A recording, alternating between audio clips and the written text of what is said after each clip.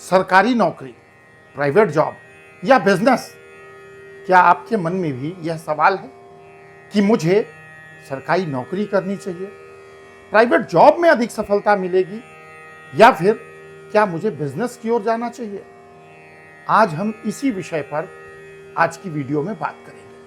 आपकी जन्म कुंडली में छिपे हुए कैरियर के रहस्य की और जानेंगे कि किसी व्यक्ति की जन्म कुंडली देखकर कैसे ये जाना जा सकता है कि उसे किस दिशा में प्रयास करना चाहिए ताकि उसे जीवन में बेहतरीन परिणाम प्राप्त हो सके। तो सबसे पहले बात करते हैं कुंडली के कौन से भाव कैरियर को दर्शाते हैं।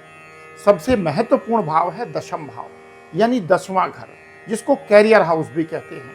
ये घर दर्शाता है व्यक्ति की प्रोफेशनल लाइफ, उसकी दिशा और उसका यश। दूसरा अहम भाव है छठा भाव, यानी छठा घर, 6th हाउस, जो प्रतियोगिता, संघर्ष और नौकरी के लिए जरूरी होता है। तीसरा है 11वां भाव, जो इनकम और सफलता के साथ जुड़ा होता है। और 7वां भाव, जो व्यापार और पार्टनरशिप का संकेत देता है। तो अब सबसे पहले बात करते हैं सरकारी नौकरी के योग की। कौन सी स्थिति ऐसी बनेगी जब आपकी कुंडली कहेगी कि आपकी कुंडली में सरकारी नौकरी के योग बनते हैं?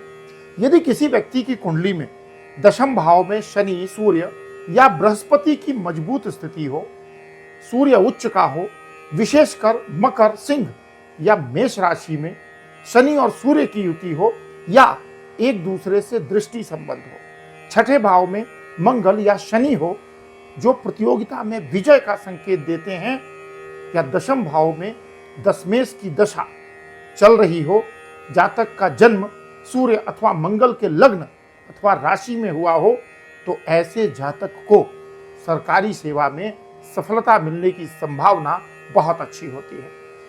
यदि चंद्रमा और बुध शुभ हों तो प्रशासनिक सेवाओं जैसे Indian administrative service, IAS, IPS, PCS का योग भी बनता है।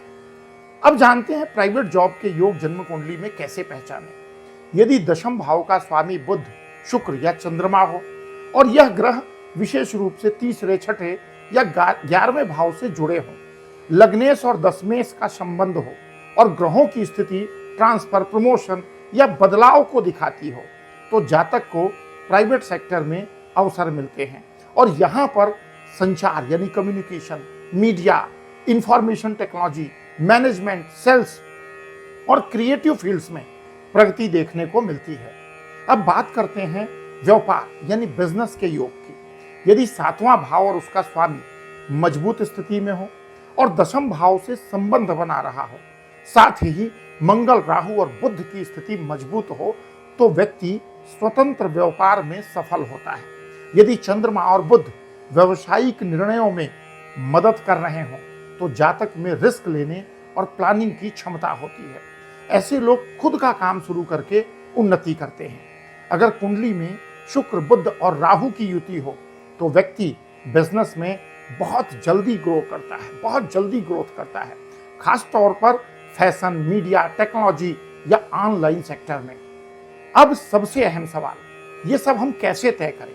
ये सब निर्भर करता है ग्रहों की स्थिति, दशा और अंतर्दशा, भाव की दृष्टि और युति, और सबसे जरूरी कुंडली का समग्र विश्लेषण।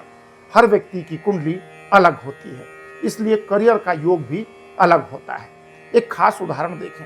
अगर किसी की कुंडली में सूर्य सिंह राशि में दशम भाव में स्थित है, शनि छठे भाव में है और वर्तमान में सूर्य की महादशा चल रही है, तो ऐसे व्यक्ति को सरकारी सेवा में प्रयास करना चाहिए। लेकिन अगर बुध तीसरे भाव में है और शुक्र से युति कर रहा है, तो वह व्यक्ति प्राइवेट सेक्टर में अपनी किस्मत चमका सकता है। और यदि सप्तम भाव में मंगल और राहु बैठे हों, तो व्यक्ति को बिजनेस में जाना चाहिए, खास करके ऐसे बिजनेस में जो टेक्नोलॉजी या निर्माण क्षेत्र से संबंधित हो। तो अब सवाल आपसे, क्या आपने अपनी कुंडली का विश्लेषण कराया है? क्या आप सही करियर की दिशा में आगे बढ़ रहे हैं? नीचे कमेंट करें, सरकारी, प्राइवेट या बिजनेस, और बताएं आप किस क्षेत्र में प्रयास कर रहे हैं। अगर आप चाहते हैं कि आपकी जन्म कुंडली की जांच करके सही दिशा में मार्गदर्शन मिले, तो आप हमारे व्हाट्सएप नंबर पर पेड कंसल्टेंसी के लिए कांटेक्ट कर सकते हैं, यानी संपर्क कर सकते हैं। इस वीडियो को शेयर करें और चैनल को सब्सक्राइब करें। मैं हूं आचार्य राजकुमार पांडे। मिलूंगा आपसे अगले वीडियो में, जहां पर हम खोलेंगे कुंडली के और भी राज।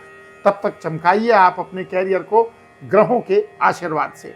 मिलते हैं अगले वीडियो में, तब तक के लिए जय श्री राम।